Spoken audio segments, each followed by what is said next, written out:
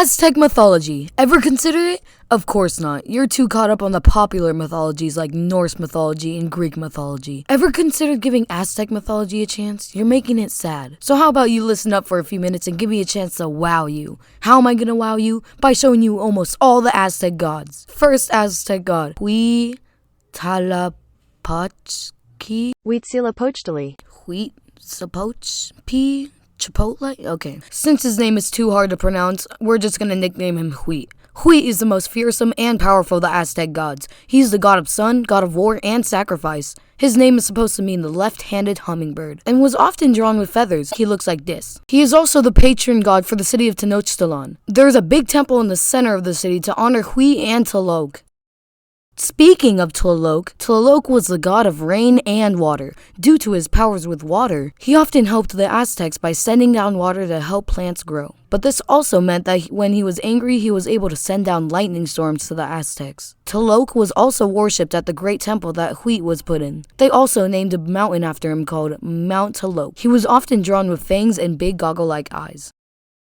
Quet is the god of life and wind. His name also means feathered serpent, usually drawn as a god who can fly very dragon-like. There once was a guy named Cortez who was mistaken to be the reincarnation of Quet because the god promised to come back one day, but boy were they wrong. He still went off to do some good things either way. Tezka is a powerful god who had many associations with stuff including magic, night, and the earth. He was rivals with the previous god Quet, and according to Aztec mythology, Tezka was the first to create the sun and earth, but was struck down by Quet and turned into a jaguar. Basically a fur. He looks like this. There was also a large temple built for him in the south of the other great temple. His name was also meant smoking mirror. And last but not least, the fifth main Aztec god is Chico. She was the goddess of agriculture, nourishment, and corn. Kind of a weird god, but she was often depicted as a young girl carrying flowers. Or just a woman using the sun as a shield. Both are pretty scary if you're walking alone at night and see them. Her name also meant 7 snakes.